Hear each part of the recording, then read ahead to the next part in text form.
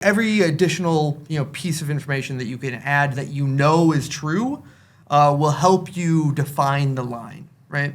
So if you're trying to measure, let's say like baseball, just talk about baseball. I don't know anything about baseball, so I apologize. I can't talk about that. The stat project I did on baseball is a linear regression between your run differential and your wins over the course of a season. Oh, so perfect. There you go. Okay, that's it. Perfect. Yeah. Now you're speaking his language. Yeah. So there you go. The more games that you have, I guess. The more runs you score. Okay. That's how many guys touch home plate, and then you score a run, and that's how you win the game. Got it. Yep. Check. The more of those you got, the better your predictions about the future are going to be. So that's machine learning. What would you consider a lot of data? Like we're talking about the amount of data that Tesla has for self-driving. Right. What's a lot?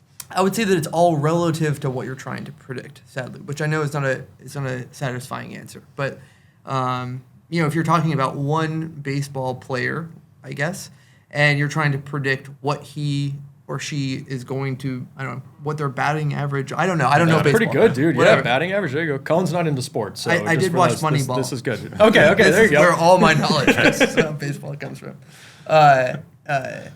If you're trying to predict like that person's batting average, then like you're going to need every single one of his or her bats ever, and then maybe you can make good predictions. If you're trying to, it really is just like context dependent on what you're trying to predict. The more variables that there are in what you're trying to predict, the more data that you're going to need. The wider range of possibilities, the more data.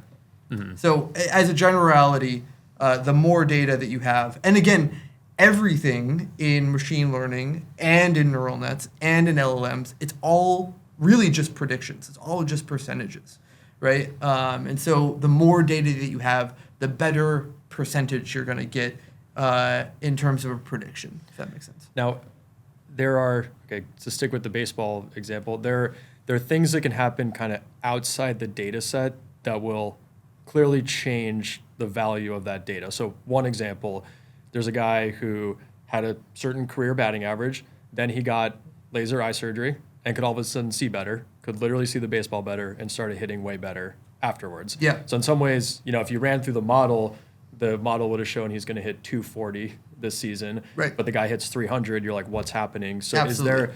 To me, that like suggests a big problem for AI in the future. If there's some variable outside of the data set that changes, does that then invalidate this massive data set that you've spent so much time building? Sure. So AI is all about pattern matching, right? At the end of the day, that's what it's actually doing. It's just pattern matching, right?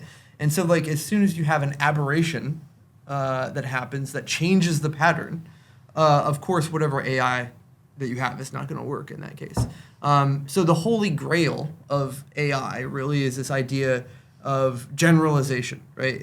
If we can somehow, some way, shape, or form, come up with a model that can generalize across a bunch of different topics and can make predictions about all kinds of things in with a single model or maybe multiple models sort of glued together, then you can account for a lot of those different aberrations that might happen, right? And that's the whole idea with generalized pre-trained transformers, or GPT, is now you do have kind of a generalized model that can talk about a large variety of different topics, or can do a wide variety of different things.